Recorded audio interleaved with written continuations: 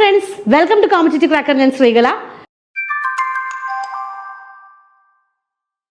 നമ്മുടെ secretariat assistant degree prelims പരീക്ഷകൾ വരാൻ പോവാണ് അല്ലേ. അപ്പോൾ ഈ പരീക്ഷയ്ക്ക് പഠിക്കുന്നതിന് മുൻപായിട്ട് ഏത് ലെവലിൽ പഠിക്കണമെന്ന് കൃത്യമായിട്ട് മനസ്സിലാവണമെങ്കിൽ നമ്മൾ കുറച്ച് പ്രീവിയസ് ഇയർ ക്വസ്റ്റ്യൻ പേപ്പർ നോക്കണം.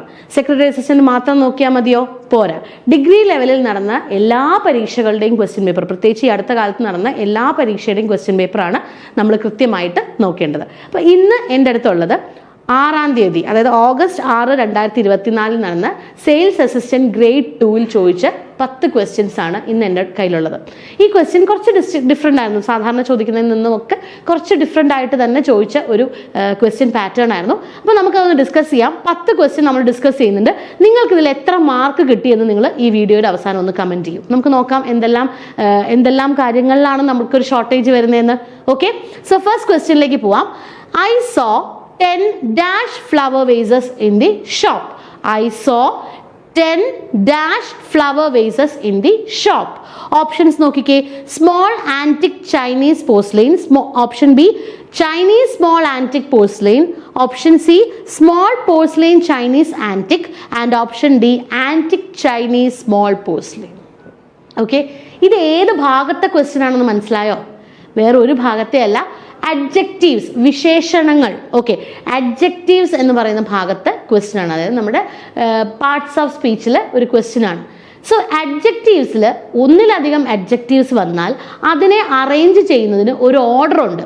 ആ ഓർഡറിനെ ബേസ് ചെയ്തിട്ടുള്ള ഒരു ക്വസ്റ്റ്യൻ ആണിത്. വളരെ കുറച്ച് ക്വസ്റ്റ്യൻസ് മാത്രമാണ് പ്രീവിയസ് ഇയർ ക്വസ്റ്റ്യൻ പേപ്പേഴ്സ് എടുത്ത് നോക്കിയാൽ ഈ ഒരു പാറ്റേണിൽ ചോദിച്ചിട്ടുള്ളൂ. വിരലുണ്ടാവുന്ന ക്വസ്റ്റ്യൻസ് മാത്രമാണ്. പക്ഷേ ഇത് നമ്മൾ ഇനി അങ്ങോട്ട് പഠിച്ചേ പറ്റുള്ളൂ. അപ്പോൾ അത് പഠിക്കാൻ നമുക്കൊരു എളുപ്പ വഴിയും കൂടിയുണ്ട്. ഒരു കോഡോട് കൂടി പഠിക്കാം. Note ചെയ്തോളുക.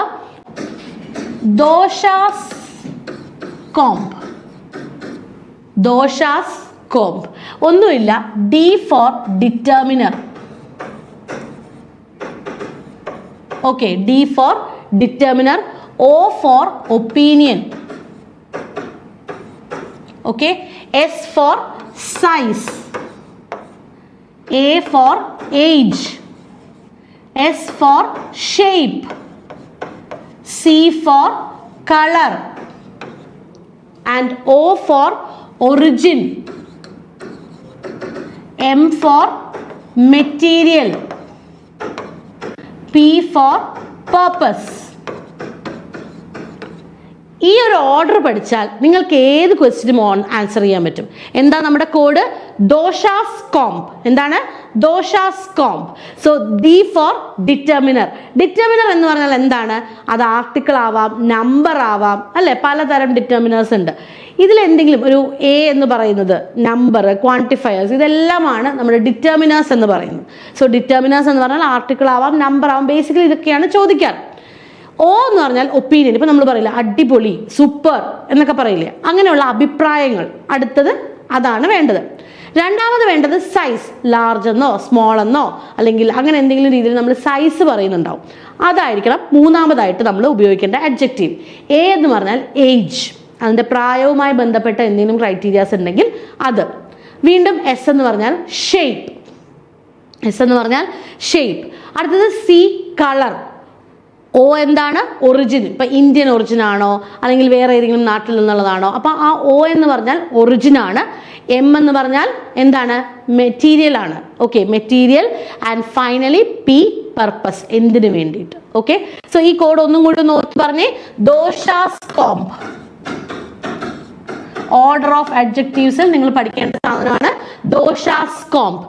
Determiner, opinion, size, age, shape, colour, origin, material, purpose.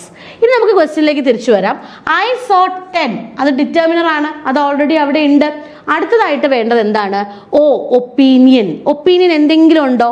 Small antique Chinese person ഇല്ല, ഒപ്പീനിയൻ ഇല്ല. ഇനിയുള്ളത് സൈസ് ആണ്. സൈസ് ഉണ്ട്, സൈസ് എല്ലായിടത്തും ഉണ്ട്.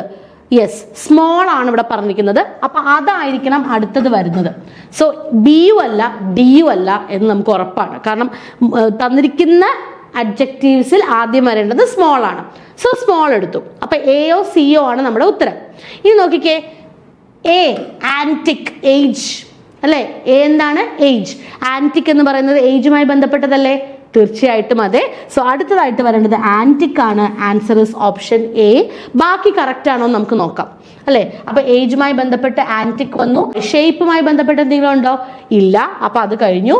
ഇനി സി, കളർ ഉണ്ടോ? ഇല്ല. ഒറിജിൻ ഉണ്ട്. എന്താണ്? ചൈനീസ്. അപ്പൊ സ്മോൾ, ആന്റിക്, ചൈനീസ്. പിന്നെ മെറ്റീരിയൽ ഉണ്ടോ? ഇല്ല. പർപ്പസ് ഉണ്ടോ? ഉണ്ട്. മെറ്റീരിയൽ ഉണ്ട് അല്ലെ. പോഴ്സലൈൻ ഉണ്ട്, മെറ്റീരിയൽ ഉണ്ട്.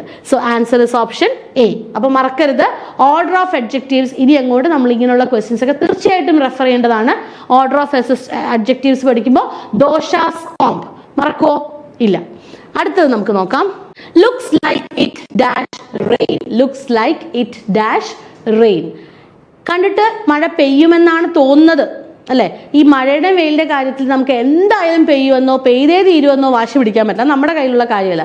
സോ മഴ പെയ്യുമായിരിക്കും അല്ലെ, പ്രോബബിലിറ്റിയുമായി ബന്ധപ്പെടുത്തി മാത്രമേ നമുക്കതിനെ സംസാരിക്കാൻ പറ്റുള്ളൂ. അപ്പൊ നോക്കിക്കേ, looks like it dash rain. B ആണോ, നോട്ട് ആണോ, ഔട്ട് ടു ആണോ, മൈറ്റ് ആണോ? എപ്പോഴും മഴയുമായി ബന്ധപ്പെട്ട് നമ്മൾ സംസാരിക്കുമ്പോൾ നമ്മൾ ഏത് ഓക്സിലറി വെർബ് ഉപയോഗിക്കണം എന്നാ പറയാറ്? മേ അല്ലെങ്കിൽ മൈറ്റ് അല്ലെ. Looks like it might rain. Answer is option D. Looks like it might rain. നിങ്ങൾക്ക് ഉത്തരം കറക്റ്റ് ആയിട്ട് കിട്ടുകയാണെങ്കിൽ 1 മാർക്കായിട്ട് എടുക്കണം കേട്ടോ. At the end of video നിങ്ങൾ കമന്റ് ചെയ്യണം എത്ര മാർക്ക് നിങ്ങൾക്ക് കിട്ടി എന്നുള്ളത്. ഓക്കെ, അടുത്ത ക്വസ്റ്റ്യനിലേക്ക് നമുക്ക് പോവാം. Is Kochi dash than Trivandrum. Is Kochi dash than Trivandrum. അപ്പോൾ ബിസി ആണോ, കൊച്ചി ട്രിവാൻഡ്രത്തേക്കാൾ ബിസി ആണോ എന്നുള്ളതാണ് നമ്മുടെ ചോദ്യം. ഒരു വാക്കിന് 3 ഫോംസ് ഉണ്ടാവും. നമുക്ക് ഏതെങ്കിലും ഒരു വാക്ക് എടുക്കാം. സേ യങ് എന്ന വാക്ക് എടുക്കാം. അതിന് 3 ഫോംസ് ഉണ്ടാവും. Young, younger and youngest. Young, younger, youngest.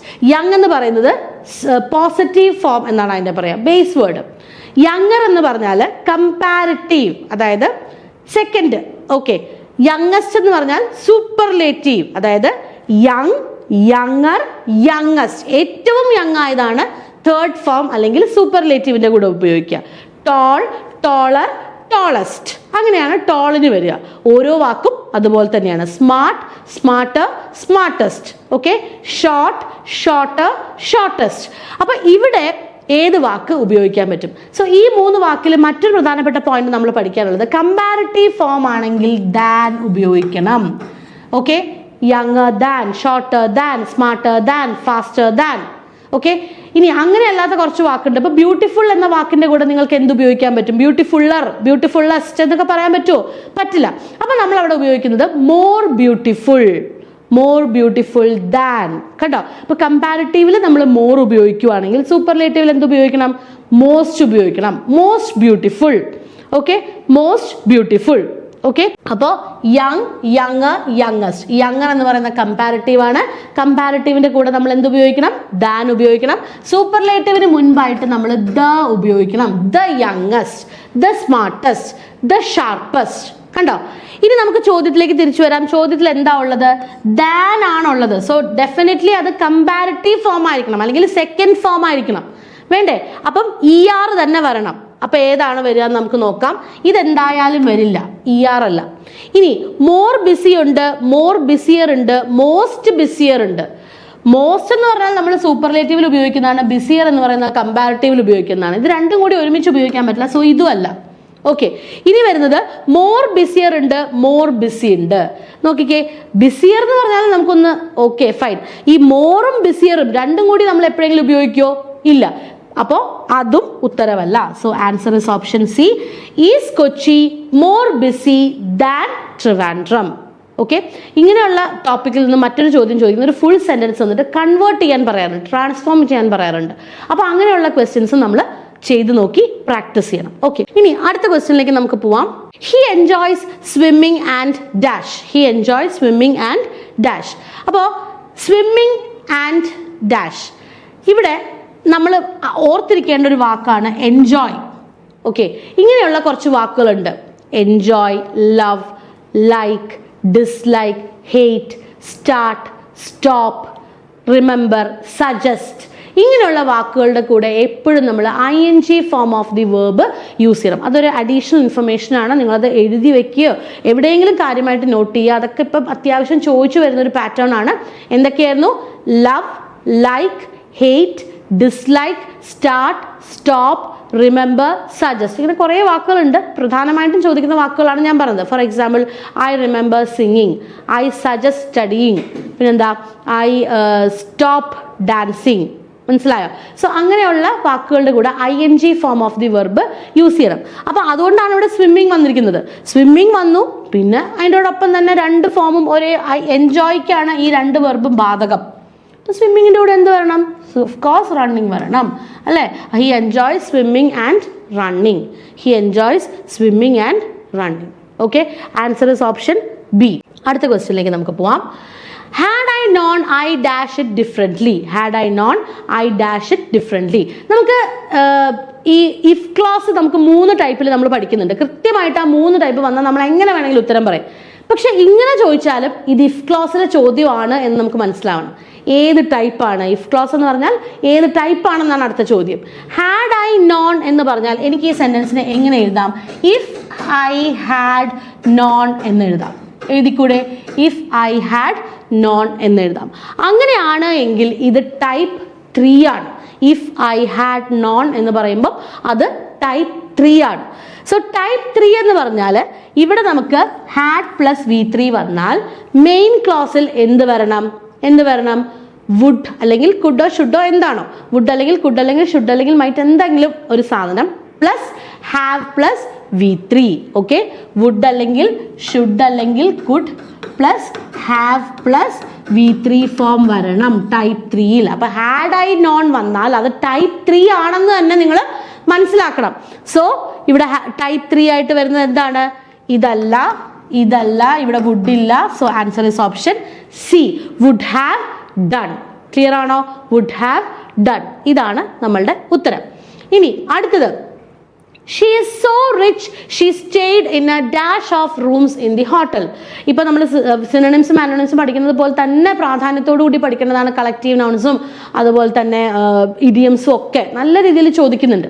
അപ്പം she is so rich she stayed in a dash of rooms. റൂംസിന്റെ കളക്റ്റീവ് നൗൺ എന്തായിരിക്കും? Yes, suite, SUITE. ഈ വാക്ക് പഠിക്കുമ്പം അവിടെ ഒരു കാര്യവും കൂടി നിങ്ങൾ മനസ്സിലാക്കണം.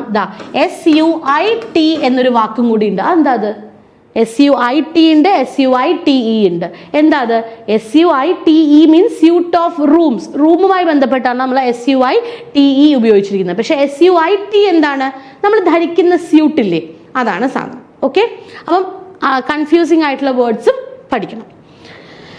The most suitable meaning of the idiom break a leg. Break a leg എന്താണ് ഇതിന്റെ അർത്ഥം എന്നാണ് ചോദിച്ചിരിക്കുന്നത്. Break a bone in the leg, wishing good luck, wishing the leg will heal soon, break a tree branch. Okay, break a leg എന്ന് പറഞ്ഞാൽ എന്താ അർത്ഥം? കാലൊടിക്കുക എന്നാണോ? ഒരാൾ പരീക്ഷയ്ക്ക് പോവാണ്, നിങ്ങൾ നോക്കിയിട്ട് ബ്രേക്ക് എ ലെഗ് എന്ന് പറഞ്ഞാൽ അതിന്റെ അർത്ഥം എന്താ? അത്? കാലൊടിഞ്ഞു പോട്ടെ എന്നാണോ? അല്ല, all the best, wish you good luck എന്നാണ് ആ വാക്കിന്റെ അർത്ഥം. അപ്പൊ നാളെ ജസ്റ്റ് ആരെങ്കിലും പരീക്ഷയ്ക്ക് എവിടെയെങ്കിലും പോകുമ്പോൾ ബ്രേക്ക് എ ലെഗ് എന്ന് പറയുക. അപ്പൊ നമ്മൾ മറക്കില്ല. Answer is option B, wishing good luck. Okay, ഇനി അടുത്തത്, she is busy this weekend, her dash are coming for a visit. She is busy this weekend, her dash are coming for a visit. നോക്കിക്കേ, ആറാണ്, plural വരണം. വേണ്ടേ? വേണം. Sister in law ശരിയാവുമോ? Plural അല്ല. Cousin sister plural അല്ല. Sisters in law ഉണ്ട്, sister in laws ഉണ്ട്.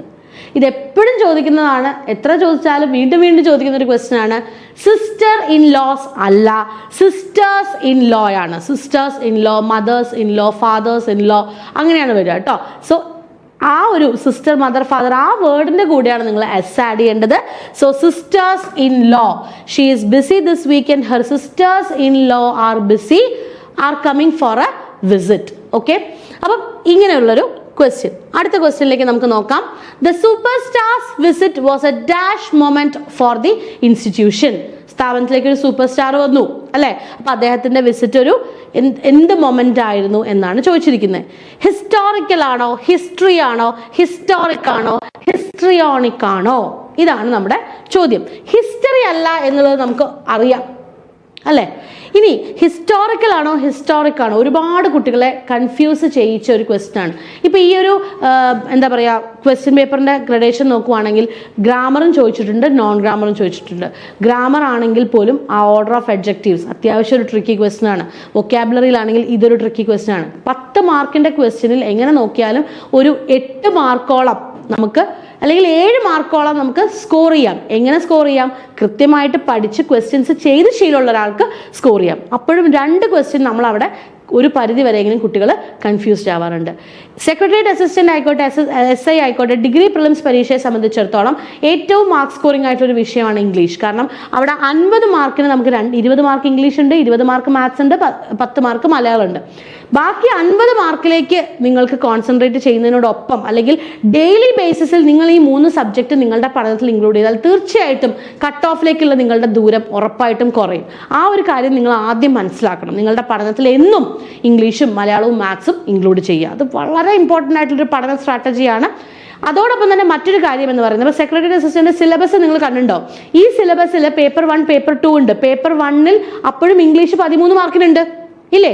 ഈ 13 മാർക്കിലേക്ക് നിങ്ങൾ ഇത് തന്നെയാണ് അവിടെ പഠിക്കേണ്ടത്, വേറെ ഒന്നും പഠിക്കണ്ട. അപ്പൊ ഈ പേപ്പറിൽ എന്തെല്ലാം നിങ്ങൾ പഠിക്കുന്നു, അത് ഇംഗ്ലീഷ് മാത്രമല്ല, മലയാളം ആയിക്കോട്ടെ, എന്തോ ആയിക്കോട്ടെ, എന്തെല്ലാം സാധനങ്ങൾ നിങ്ങൾ കൃത്യമായിട്ട് പഠിക്കുന്നോ അത് അങ്ങനെ തന്നെ എവിടെ വരും? യെസ്, നമ്മളുടെ മെയിൻസിലും വരും. അപ്പോൾ ഇവിടെ ഇടുന്ന എഫേർട്ട് നിങ്ങൾക്ക് വളരെയധികം ഹെൽപ്ഫുൾ ആണ്. നന്നായിട്ട് പ്രിലിംസ് പഠിച്ചാൽ മെയിൻസിൽ ഒരു പേപ്പറാണ് നിങ്ങളവിടെ ക്ലിയർ ചെയ്ത് പോകുന്നത്. പ്രിലിംസ് അല്ലേ ഞാൻ ക്ലിയർ ചെയ്തോളാം എന്ന് ചിന്തിക്കരുത്. ഇത് നിങ്ങളുടെ മെയിൻസിലേക്കും കൂടിയുള്ള പഠനമാണ് എന്നുള്ളൊരു കാര്യം നമ്മൾ ഉറപ്പിച്ച് തന്നെ മുന്നോട്ട് പോവുക. കോമ്പറ്റേറ്റീവ് ട്രാക്കറിന്റെ 75 day crash programme, secretariat assistant ഉദ്യോഗാർത്ഥികൾക്ക് മാത്രമായിട്ട് 75 ഡേ ക്രാഷ് പ്രോഗ്രാം നമ്മൾ ലോഞ്ച് ചെയ്തിട്ടുണ്ട്. ഒരു ടെൻഷനും വേണ്ട. എല്ലാ പ്രാവശ്യത്തെയും പോലെ ഇപ്രാവശ്യവും നമ്മുടെ പിള്ളേർ റാങ്ക് ലിസ്റ്റിലുണ്ടാവും, അതിനകത്ത് ഒരു സംശയവും. നിങ്ങൾക്കും വരാം ഞങ്ങളോടൊപ്പം തന്നെ. ഇതുവരെ പഠിച്ചു തുടങ്ങിയിട്ടില്ലേ? ഒരു പ്രശ്നവും. ഇവിടെ നിങ്ങൾ മനസ്സിലാക്കേണ്ട കാര്യം, നിങ്ങൾക്ക് പ്രിലിംസ് ക്വാളിഫൈ ചെയ്യുക എന്നുള്ളതാണ് ആദ്യത്തെ ഘട്ടം.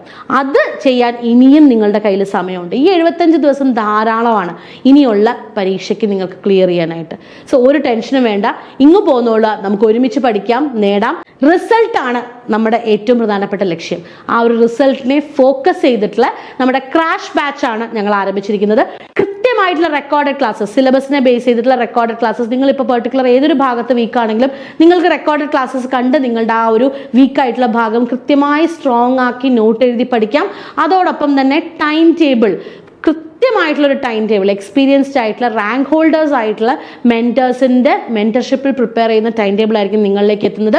ഈ ടൈം ടേബിളിനെ ബേസ് ചെയ്തിട്ട് നിങ്ങൾക്ക് നിങ്ങളുടെ പഠനം മുന്നോട്ട് പോകാം. ഇതിനെ ബേസ് ചെയ്ത് അധ്യാപകരോടൊപ്പം റിവൈസ് ചെയ്യാം. ഇപ്പോൾ ഇംഗ്ലീഷ് നിങ്ങൾ ഈ ആഴ്ച പഠിക്കുന്ന ഭാഗങ്ങളുമായിട്ട് ഞാൻ നിങ്ങളോടൊപ്പം ക്വസ്റ്റ്യൻസുമായിട്ട് വരും റിവൈസ് ചെയ്യാനായിട്ട്. സോ ഈ ചോദ്യങ്ങളുമായിട്ട് നിങ്ങൾക്ക് റിവൈസ് ചെയ്യാം.